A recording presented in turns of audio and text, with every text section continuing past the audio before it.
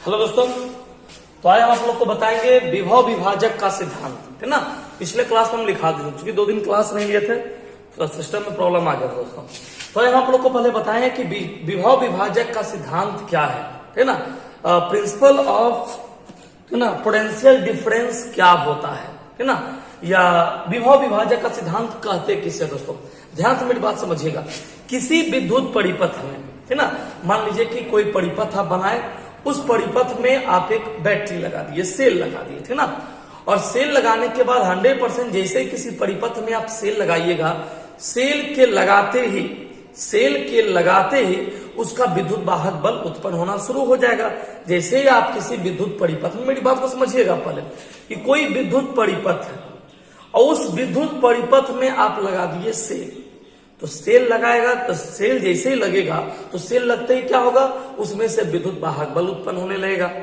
और जैसे ही उसमें से विद्युत वाहक बल उत्पन्न हुआ, है ना, तो विद्युत वाहक बल के उत्पन्न होते ही या विद्युत वाहक बल के प्रवाहित तो होने से दोस्तों, है ना, हम लोग को, है ना, उससे कम विभवांतर, विद्युत वाहक बल से कम विभवांतर की मान लीजिए आवश्यकता है। इसे हम लोग को मान लीजिए सेल है 10 वोल्ट का और हम लोग को चाहिए मान लीजिए 2 वोल्ट, मतलब सेल के विद्युत वाहक बल से विभवांतर कम की आवश्यकता है। बात समझ आ रही ना, कि किसी विद्युत परिपथ में, है ना, हम लोग क्या किए दोस्तों, है ना, एक सेल जोड़ दिए तो विद्युत वाहक बल उत्पन्न हो गया। लेकिन हमको जितना सेल विद्युत वाहक बल दे रहा है, हमको उतना नहीं चाहिए, हमको उससे कम चाहिए, है ना। तो जैसे ही हमको उससे कम चाहिए, तो होता क्या दोस्तों, कि उससे कम करने के लिए, है ना, उससे कम विभवांतर प्राप्त करने के लिए जिस व्यवस्था का हम लोग उपयोग करते हैं, है ना, या जिस व्यवस्था के द्वारा हम लोग इस चीज का उपयोग करते हैं, उसे ही हम लोग कहते हैं विभव विभाजक का सिद्धांत, है ना। उस व्यवस्था को हम लोग क्या कहते हैं, विभव विभाजक का सिद्धांत। तो यदि आपसे कोई पूछे दोस्तों कि आखिर विभव विभाजक होता कैसे है, विभव का विभाजन कैसे हो जाता है, तो मान लीजिए कि आप इसको ऐसे समझ लीजिए, आप इसको ऐसे समझिए मेरी भाषा में, है ना, कि आपको टीवी चलाना है, ठीक है। तो टीवी चलाने के लिए आप टीवी को ऑन कर दिए। जैसे ही टीवी ऑन हुआ तो मान लीजिए कि आपका टीवी में हाईएस्ट वोल्ट जो है वो 500 वोल्ट है ना, मान लेते हैं हाईएस्ट वोल्ट 500 है, लेकिन आप उसको 500 नहीं दे रहे हैं, वो मैक्सिमम वैल्यू उसका है ना, आप उसको मात्र 200 दे रहे हैं।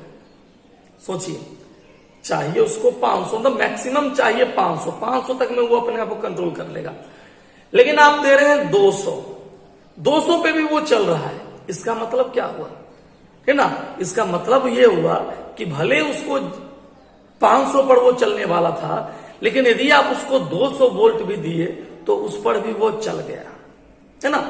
इसका मतलब कि स्टेबलाइजर को, या मान लीजिए लाइन आया, ऐसे आप समझ लीजिए कि लाइन आया आपके घर में, है ना, और जैसे ही लाइन आया तो आप क्या किए हैं कि अपने लाइन के सोर्स में सबसे पहले लगा दिए स्टेबलाइजर, है ना। अब वोल्टेज बहुत तेज आया है, आपको भी पता है कि भाई आवश्यकता से अधिक वोल्टेज आ गया है, तब आप क्या कर रहे हैं कि स्टेबलाइजर के माध्यम से उस वोल्टेज को कम कर देने, भाई जितना आवश्यकता है उतने लेंगे, है ना। अब आ गया है 220 वोल्ट या आ गया है 110 वोल्ट और आपको जरूरत है मात्र 100 वोल्ट का, तो आप क्या किए, स्टेबलाइजर के माध्यम से 20 वोल्ट कम कर दिए। तो कम कर दिए का मतलब क्या हुआ कि जिस व्यवस्था के द्वारा हम लोग इसको करते हैं, उस व्यवस्था को ही हम लोग कहते हैं विभव विभाजक। और इसमें एक सबसे महत्वपूर्ण चीज का उपयोग किया था दोस्तों, जिसका नाम है धारा नियंत्रक, जिसको इंग्लिश में क्या कहते हैं, रीहोस्टिंग। जैसे कि मान लीजिए ये इस तरह का एक सिस्टम है दोस्तों, ये एक प्रतिरोध है और यहां से एक इस प्रकार का ऐसे, यदि इस रूप में कोई सिस्टम आपको बनता हुआ दिखाई पड़ रहा है, तो इसको हम लोग कहते हैं रीहोस्टिंग। क्या बोलते हैं दोस्तों, रीहोस्टिंग, है ना। इसी सिस्टम को हम लोग बोलते हैं रीहोस्टिंग या रीहोस्टिंग, है ना। इसका मतलब हो गया दोस्तों, इसका मतलब हो गया, इस बात को आप पहले समझ लीजिए, इस बात को आप पहले समझ लीजिए कि आखिर इस तथ्य का अर्थ क्या होता है। इसका मतलब एक बात दिमाग में बैठा लीजिए, एक बात दिमाग में बैठा लीजिए कि हमको जितना का आवश्यकता है हम उतना नहीं ले रहे हैं दोस्त, है ना। हमको जितना का आवश्यकता है हम उतना नहीं ले रहे हैं, है ना। मतलब कि अपने आवश्यकता से कम ले रहे हैं, है ना। मान लीजिए हमको 220 चाहिए लेकिन 100 में भी मेरा काम हो जाएगा, तो हम 100 ही ले रहे हैं। तो 100 ले रहे हैं तो मेरा 120 कम से कम बच रहा है। तो बच रहा है तो इस बचाने वाली व्यवस्था को हम लोग कहते हैं रिहोस्टेट अर्थात विभव विभाजक। और विभव विभाजक यदि आपसे कोई पूछे कि विभव विभाजक के लिए किसका उपयोग किया जाता है, तो हम लोग आंसर में क्या बोलेंगे, है ना, धारा नियंत्रक अर्थात इंग्लिश में क्या बोलेंगे, रिहोस्टेट, है ना। किसका उपयोग करते हैं, रिहोस्टेट का उपयोग करते हैं। चलिए अब आपको एक बात समझ में आ गई दोस्तों, अब आपको एक बात समझ में आ गई। यदि आपसे कोई पूछे कि विभव विभाजक क्या है या विभव विभाजक का सिद्धांत किसे कहते हैं, तो आप सीधे कहिएगा कि विद्युत परिपथ में जब कभी सेल का उपयोग करते हैं तो सेल के द्वारा उत्पन्न विद्युत वाहक बल, है ना, से कम विभवांतर, है ना, से कम विभवांतर यदि आवश्यकता होती है ना, तो उसके लिए जो व्यवस्था उपयोग में लाया जाता है उसी को हम लोग कहते हैं विभव विभाजक, है ना। विभव को विभाजक कर देना। जैसे अब बैटरी जोड़ दिए तो बैटरी जोड़े वो पूरा करंट बैटरी से निकलने लगा। अच्छा एक बात बताइए, इसको आप ऐसे समझ लीजिए, एग्जाम्पल और देते हैं, और एग्जाम्पल देते हैं आपको समझने के लिए। जैसे मान लीजिए आप फैन चलाए, है ना, आपको गर्मी लग रही है, फैन चलाए, तो फैन में देखते हैं कि एक रेगुलेटर आता है। देखिए फैन में एक रेगुलेटर आता है, गोला सा बोर्ड में लगा रहता है जिसको आप घुमाते हैं, है ना। अब आप मेरी बात समझिएगा कि अब रेगुलेटर फुल पर किए हुए हैं, 4 नंबर पर कर दिए मान लीजिए, पूरा पंखा स्पीड हो गया। इसका मतलब क्या हुआ कि एकदम पूरा फुल है, जितना करंट आपके पास पंखा में जाना चाहिए था बोर्ड के द्वारा उतना जा रहा है। लेकिन भाई आपको उतना हवा की आवश्यकता नहीं, आप सोच रहे बहुत तेज पंखा चल रहा है, तो आप क्या कर दिए, जो रेगुलेटर लगा हुआ है उसके माध्यम से उसको कर दिए 3 पर। देखिए भाई थोड़ा सा और कम कर दिया जाए, आप उसको कर दिए 2 पर। जैसे ही 2 पर किए, जितना आवश्यकता है उतना कर दिए, अब क्या हुआ कि आपका करंट जो है वो कम जा रहा है, किसके पास, पंखा। वो रेगुलेटर कर क्या रहा है, बात समझिएगा, फिजिक्स पढ़ रहे हैं आप। यदि आपसे कोई पूछे कि सर रेगुलेटर घुमाने से पंखा का स्पीड क्यों घट बढ़ जाता है, तो कहिएगा कि सर रेगुलेटर जो है वो करंट के वैल्यू को, जिसे करंट पहले मैक्सिमम जा रहा था, जितना करंट बोर्ड के माध्यम से निकल रहा था बल्ब के लिए उतना ही पंखा में भी जा रहा है, पंखा हाई स्पीड। लेकिन आपने पंखा में रेगुलेटर लगा हुआ है, और जैसे ही रेगुलेटर लगा हुआ है आप क्या किए, उसके माध्यम से उसको घुमाए, 4 पर फुल था, अब उसको 3, 2, 1 मतलब जितना आवश्यकता है उतना आप कर लिए। अच्छा थोड़ा सोचो कि यदि रेगुलेटर के तार को आप पंखा में मत जोड़िए, आप रेगुलेटर के तार को बल्ब में जोड़ दीजिए, तो क्या होगा दोस्तों, है ना। रेगुलेटर के तार को यदि आप बल्ब में जोड़ दीजिएगा तो क्या होगा, 100% सी बात है, यदि आप उसको घुमाइएगा, कम कीजिएगा, तो जैसे से आपका बल्ब, जैसे अभी आपका लाइट जल रहा है, और जैसे से आप रेगुलेटर को घुमाइएगा आपका लाइट स्लो हो जाएगा, धीमा हो जाएगा, कम जलेगा। और फिर ऑन की ज्यादा फास्ट कीजिएगा, है ना, 2 पर सीधा फुल 4 पर कर दिया, पूरा लाइट जलेगा। इसका मतलब कि रेगुलेटर क्या कर रहा है, वोल्टेज को कम या अधिक कर रहा है। तो इसी व्यवस्था को हम लोग कहते हैं विभव विभाजक। क्लियर है, अब सब लोगों को समझ में आ गया, समझ में आ गया ना। अरे कम से कम मोबाइल मने मन पूछा करो, झूठो मतलब बैठे मत रहा करो, है ना। कहता है सर कमेंट नहीं कर पाते हैं, कहां से करेगा कमेंट, तथा निंदे में पढ़ता है, कितना कमेंट करेगा। चलिए ठीक है, आज हम आप लोग को दोस्तों एक टॉपिक पर लेकर चलते हैं, है ना, जिसका नाम है विभव मापी। एक बेहतरीन टॉपिक पर लेकर चलते हैं आपको दोस्तों।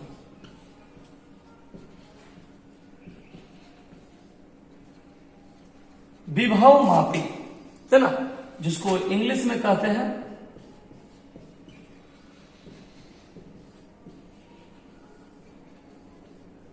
पोटेंशियोमीटर, है ना। विभव मापी जिसको इंग्लिश में हम लोग कहते हैं पोटेंशियोमीटर। आखिर जानिए कि पोटेंशियोमीटर क्या है, या किसे कहते हैं, समझिएगा। चलो देखिए दोस्तों, आज हम लोग का बड़ा बेहतरीन टॉपिक है जिसका नाम क्या है, पोटेंशियोमीटर, जिसको हम लोग क्या कहते हैं, विभव मापी। अब बात समझिएगा, किसे कहते हैं विभव मापी। इस चैप्टर का लास्ट लॉन्ग क्वेश्चन है दोस्तों, एग्जाम के दृष्टिकोण से बड़ा हेवी क्वेश्चन है ना, नॉलेजेबल क्वेश्चन भी है। विभव मापी है क्या, जान लीजिए, थोड़ा सा समझ लीजिएगा, और जहां दिक्कत हो पूछ तो आप सकते नहीं है ना, हम ही समझा देंगे, पूछने का जरूरत नहीं देंगे, ठीक ना। हाँ, बस गौर से देखते रहना।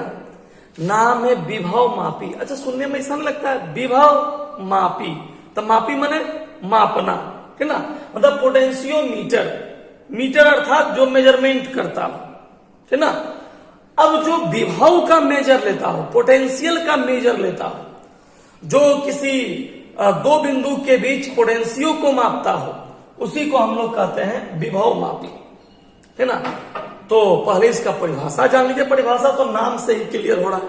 यदि आपसे कोई पूछ दिया कि विभव मापी किसे कहते हैं, एक लाइन में आप डिफिनेशन कर सकते हैं, है ना, कि ऐसा यंत्र, ऐसा उपकरण, ऐसी युक्ति, और कुछ तारीफ करें, है ना, क्या बोलोगे, ऐसा यंत्र जो किसी विद्युत परिपथ में किन्हीं दो बिंदुओं के बीच के विभवों को मापता है, उसे क्या कहते हैं, विभव मापी।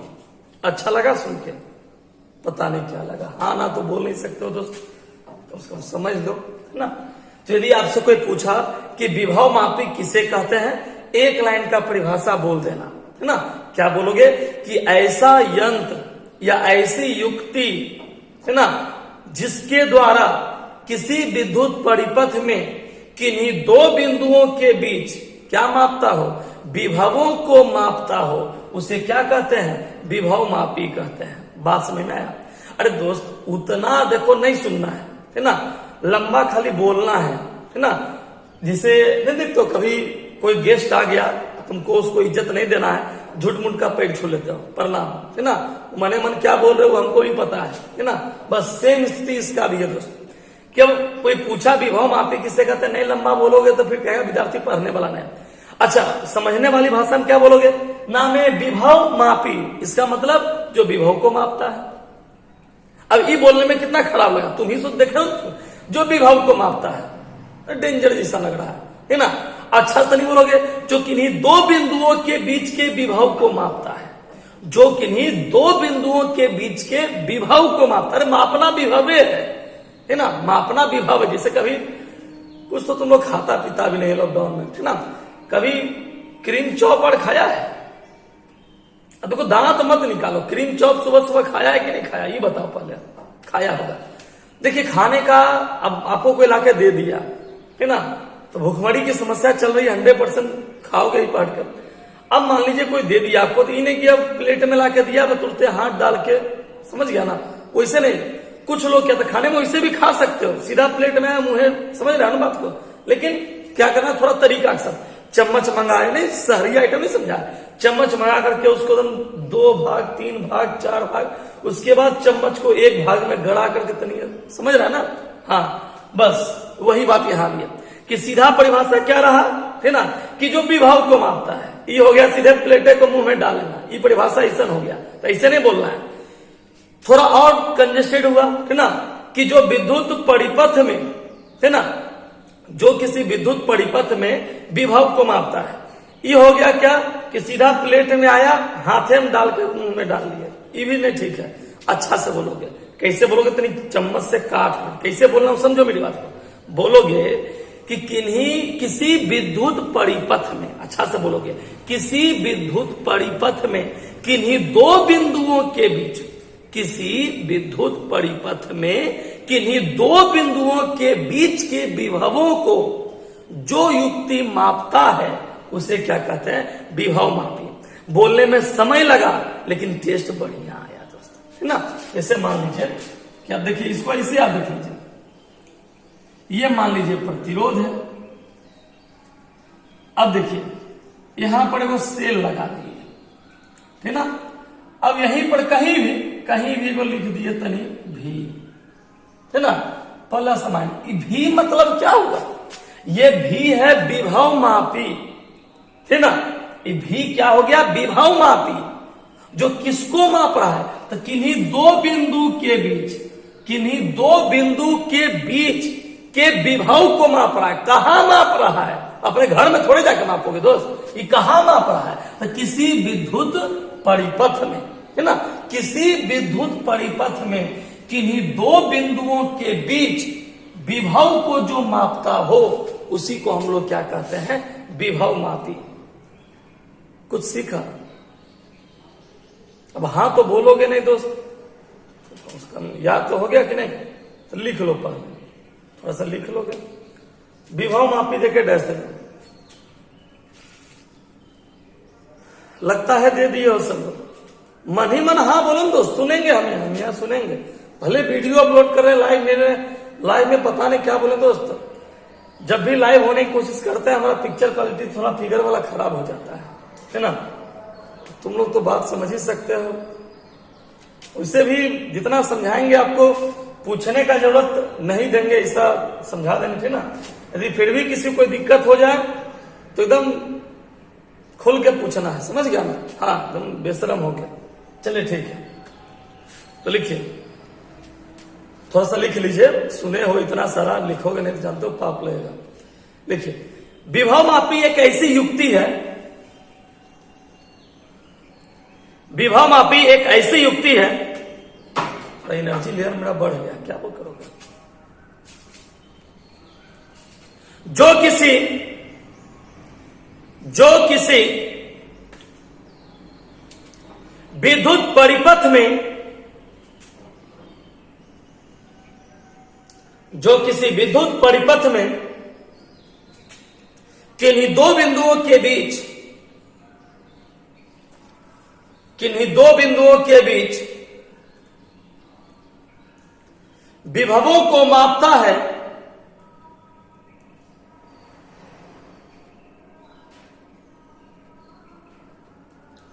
विभवों को मापता है, उसे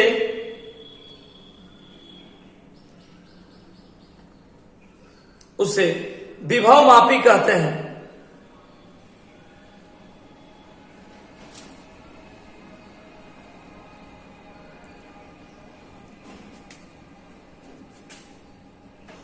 लगता है लिख लिए, चलिए बहुत बढ़िया। एक बार और रिपीट कर दे रहे हैं। वैसे भी तो वीडियो पीछे करके देख ही सकते हो, लेकिन मेहनत भी कोई चीज होता है, समझ गया। ध्यान समझो कि किसी विद्युत परिपथ में किन्हीं दो बिंदुओं के बीच, है ना, किन्हीं दो बिंदुओं के बीच विभव या विभवांतर भी आप बोल सकते हैं, है ना। जनरल तौर पर आप विभव ही बोलिए। विभव मापने वाले यंत्र को क्या कहते हैं, विभव मापी। अच्छा, एक बात क्या समझिएगा मेरी बात को, इतना तो आप रट लिए, बोल दो ना हाँ, कम से कम मन ही मन बोला करो। हाँ, बैठे बैठे देखते देखते बोल दीजिए हाँ, अच्छा लगता है, आवाज हम तक पहुंचेगी, है ना। विभव मापी का सिर्फ यही खासियत नहीं है कि यह सिर्फ दो बिंदुओं के बीच विभव को मापता है, सिर्फ यही खासियत नहीं है, इसका और भी खासियत है। पूछ लो क्या, पूछो ना क्या, बता रहे हैं। इसका पहला खासियत यह है कि यह किन्हीं दो सेलों के बीच, समझिएगा मेरी बात को, यह किसी दो सेल के बीच उसके विद्युत वाहक बल की तुलना भी करता है। याद रखिएगा, विभव मापी ऐसा नहीं कि सिर्फ विभव को माप रहा है, नहीं, यह किन्हीं दो सेलों के बीच विद्युत वाहक बल की तुलना करता है। अच्छा दोस्त, ये बताओ, है ना, कि विद्युत वाहक बल की तुलना कैसे करता है, इस बात को आप समझिए। मान लीजिए कि दो बैटरी आप ले लिए, है ना, और दोनों बैटरी को आप कहीं रख दिया। अब आपको पता लगाना है कि किस बैटरी में विद्युत वाहक बल की मात्रा ज्यादा है, किस बैटरी में विद्युत वाहक बल की मात्रा ज्यादा है। तो पता लगाने के लिए आप क्या कीजिएगा कि उसके एक विद्युत विभव मापी ले लिए, पोटेंशियोमीटर ले लिए, और पोटेंशियोमीटर से आप मेजर कर लिए कि भाई इसका वोल्ट कितना है। मान लीजिए एक सेल का वोल्ट आया, मान लेते हैं 10 वोल्ट, और दूसरे का आ गया 12 वोल्ट। इसका मतलब क्या हुआ कि दोनों के बीच के विद्युत वाहक बल की तुलना हो गया, किसका ज्यादा है किसका कम है। तो यदि आपसे कोई पूछ दिया कि विभव मापी यंत्र की विशेषता बताएं, तो एक विशेषता तो आप बता सकते हैं कि यह किन्हीं दो बिंदुओं के बीच के विभव को मापता है। दूसरा बता सकते हैं कि यह दो सेलों के, क्या बोलेंगे, यह दो सेलों के, है ना, यह दो सेलों के विद्युत वाहक बल की तुलना करता है। क्लियर? दूसरा लाइन याद हो गया ना? कैसे बोलोगे कि यह दो सेलों के विद्युत वाहक बल की तुलना करता है। तीसरा लाइन भी बोल सकते हैं, है ना, तीसरा लाइन भी आप जोड़ सकते हैं कि विभव मापी जो है यह आंतरिक प्रतिरोध की माप भी कर लेता है। ये बड़ा इंपॉर्टेंट चीज है। विभव तो मापता ही है, लेकिन साथ ही साथ किसी सेल के आंतरिक प्रतिरोध को भी यह माप लेता है। तो इसका तीन खासियत तो आपको समझ में आ गया। पहला है कि यदि आपसे कोई पूछे कि विभव मापी क्या है, तो आप सामान्य भाषा में कह सकते हैं कि जो किसी दो बिंदु के बीच विभव को मापता है। या बोल सकते हैं, है ना, कि यह किसी सेल के, है ना, आंतरिक प्रतिरोध के माप को बता देता है। और तीसरा चीज आप बता सकते हैं कि यह किसी दो सेलों के बीच विद्युत वाहक बल की तुलना करता है। तो हम बाकी नीचे जो दो लाइन बोले हैं आपको वो लिखा देते हैं, लिख लीजिए। नीचे लाइन में लिख लीजिएगा, विभव मापी यंत्र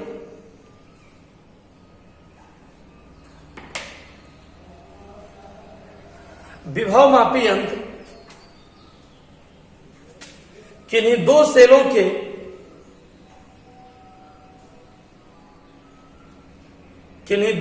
के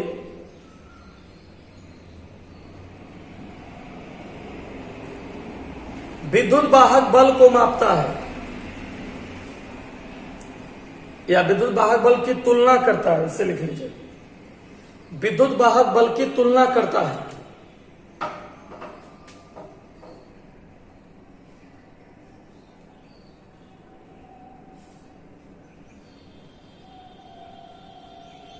नंबर नीचे लाइन करके लिखिएगा, यह किसी सेल के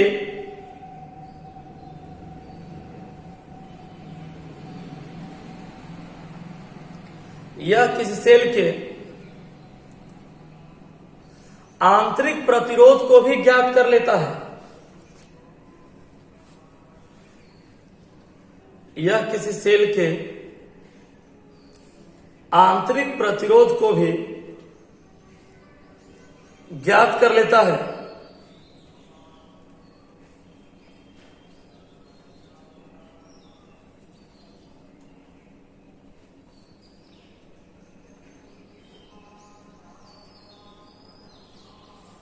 चलिए, तो ये हो गया विभव मापी, है ना।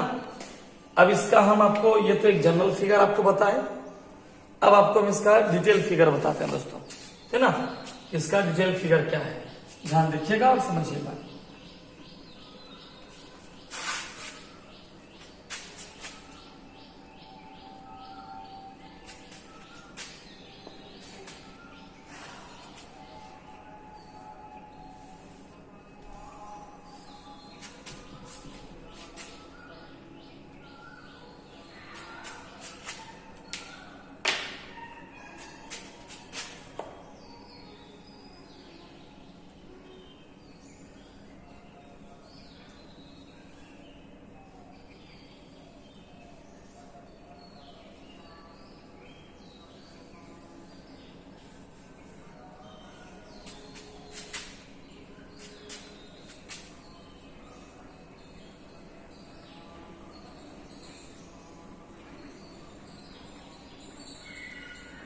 इस तरह से प्लेट बाय प्लेट बनाते रहिए।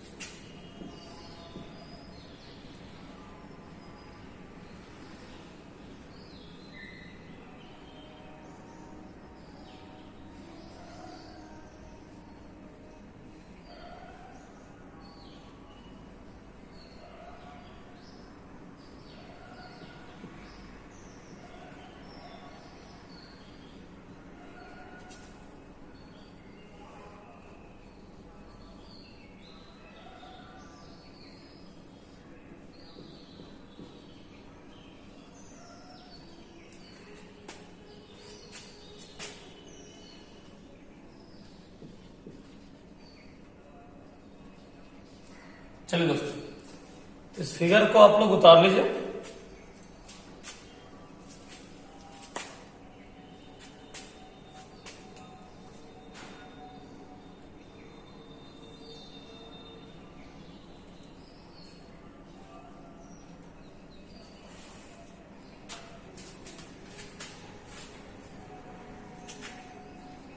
इसमें आप चाहेंगे तो रिहोस्टेड भी कर सकते हैं। ये रिहोस्टेड हो गया। फिगर को उतार लीजिए।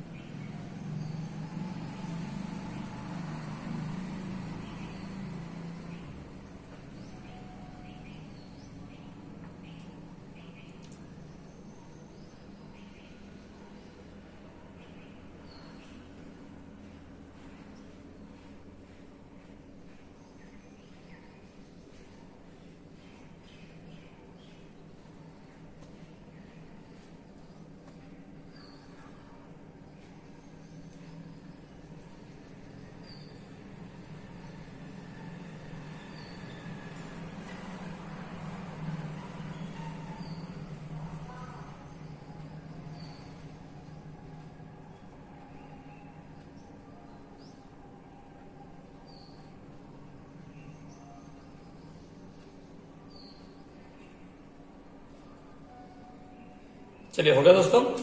नीचे रचना देकर रख दीजिए। लिखिए,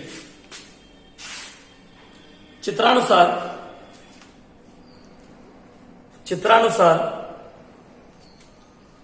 एक विभव मापी यंत्र बनाया गया है। चित्रानुसार एक विभव मापी यंत्र बनाया गया है जिसमें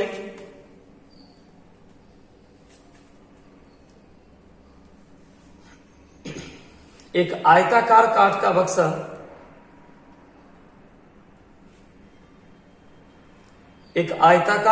बक्सा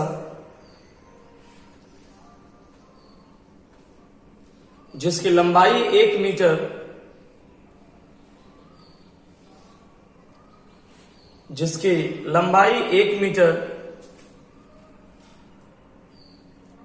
तथा चौड़ाई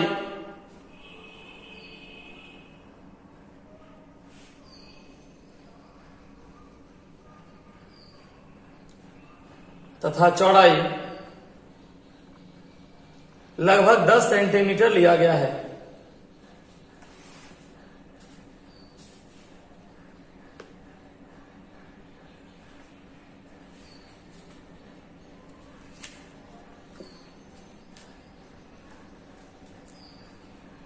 इसमें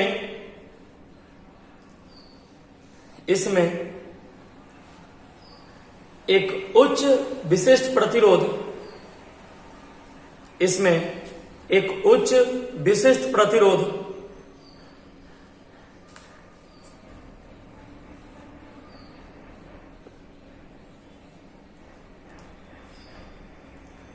की मिश्र धातु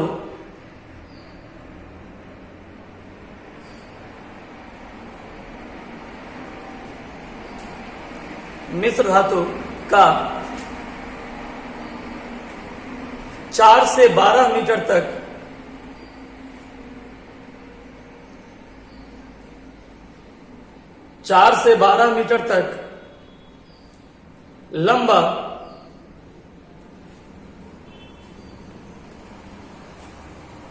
लंबा एक समान व्यास का तार लिया जाता है।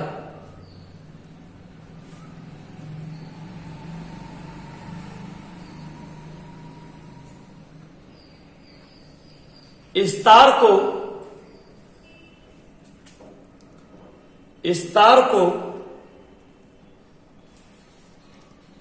1-1 मीटर के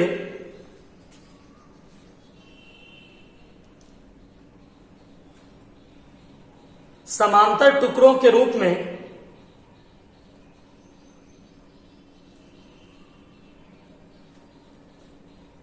समांतर, जो कि फिगर में आप देख रहे हैं, समांतर टुकड़ों के रूप में चित्रानुसार व्यवस्थित किया जाता है।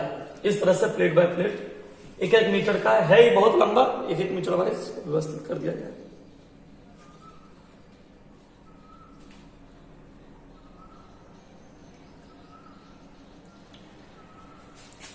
चित्रानुसार व्यवस्थित किया जाता है। तार के सभी टुकड़े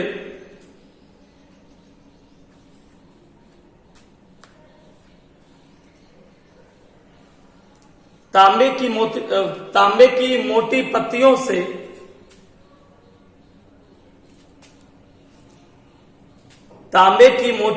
से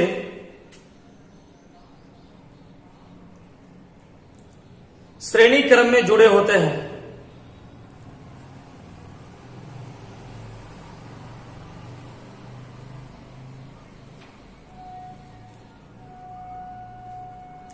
इसमें अनेक पेंच होती है, पेचकस नहीं, पेंच समझते हो। इसमें अनेक पेंच होती है।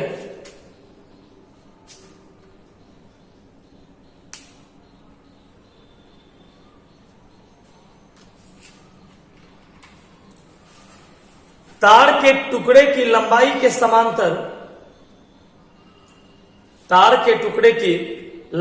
समांतर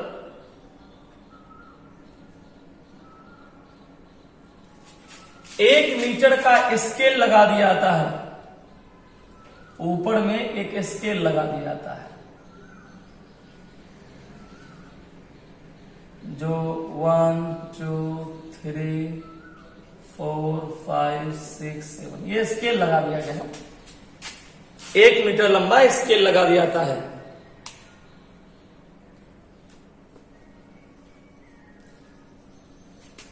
जिसके द्वारा जॉकी की स्थिति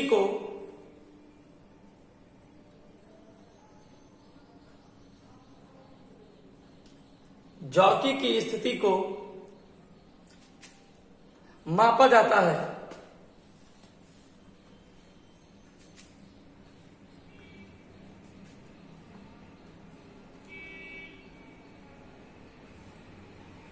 चलिए नीचे आया लिखिए दोस्तों, ये तो रचना हो गया जो फिगर में हुआ है। नीचे रंग लिखेगा विभव मापी का सिद्धांत।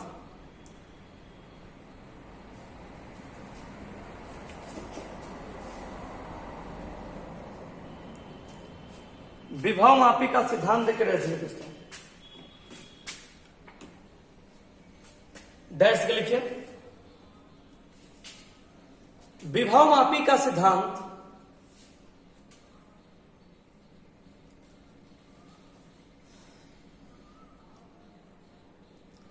विभव विभाजक के सिद्धांत पर आधारित होता है।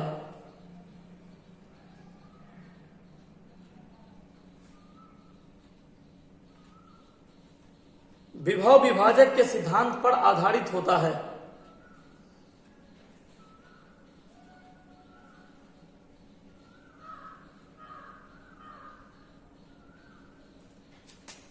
चित्रानुसार ए बी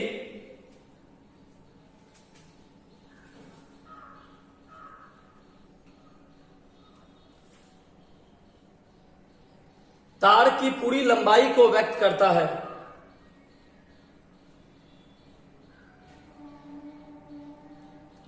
तार की पूरी लंबाई को व्यक्त करता है।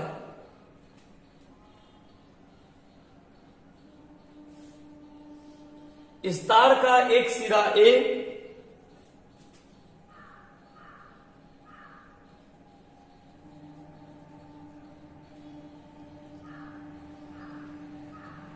एक सेल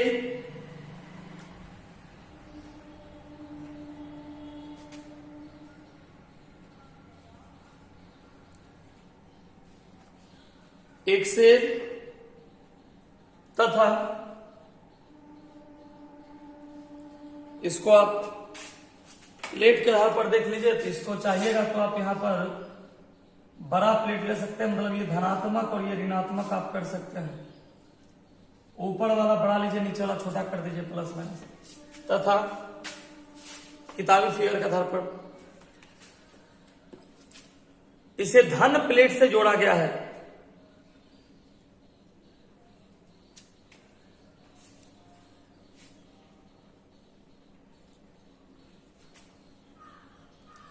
जबकि सेल का ऋण प्लेट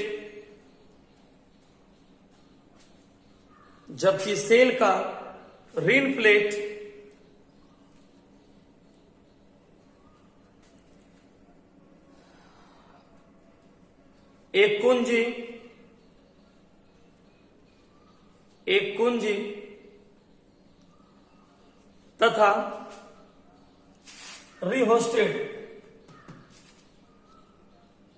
रिहोस्टेट से जोड़ा गया है। रिहोस्टेट लिख सकते हैं या धारा नियंत्रक आप लिख सकते हैं। धारा नियंत्रक से जोड़ा गया है।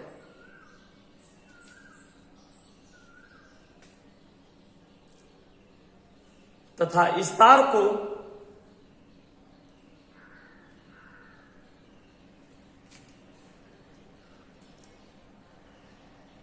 एक अन्य तार के साथ भी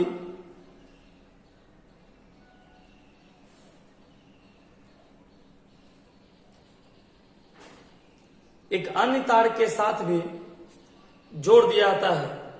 दो तार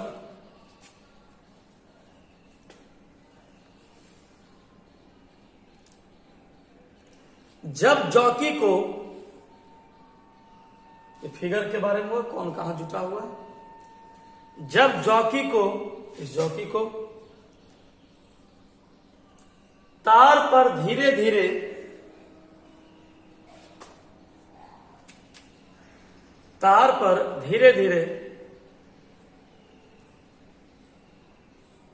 खिसकाते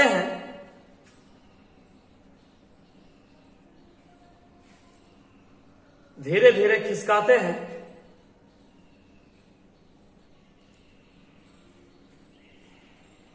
तो तार के जिस बिंदु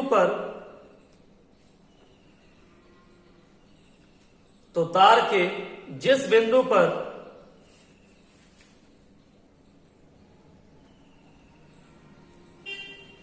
उदासीन बिंदु प्राप्त हो जाता है, उदासीन बिंदु अर्थात नल पॉइंट,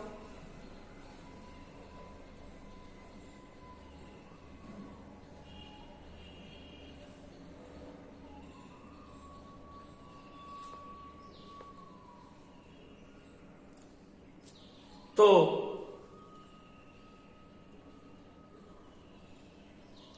उस बिंदु से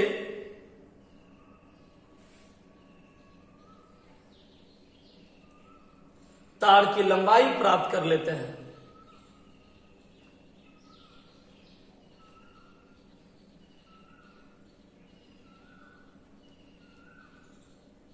चलिए, अब इसका थोड़ा छोटा सा समीकरण दोस्तों, ज्यादा बड़ा नहीं है, इसको हम कल प्रूफ कर देंगे। आज इसको यहीं तक रहने दीजिए, ताकि यदि कोई दिक्कत हो समझने में तो आप कमेंट के माध्यम से इसमें पूछ सकते हैं कहां से दिक्कत होगा। अभी सिर्फ फिगर में जो जहां जोड़े हैं, है ना, उसी के बारे में लिखा है, इसमें और कुछ नया नहीं है। लगता है कि थोड़ा बड़ा हो गया, लेकिन जो फिगर में कहा है बस वही लिखा है दोस्तों। तो ठीक है, कल क्लास में आपको इक्वेशन बता देंगे दोस्तों।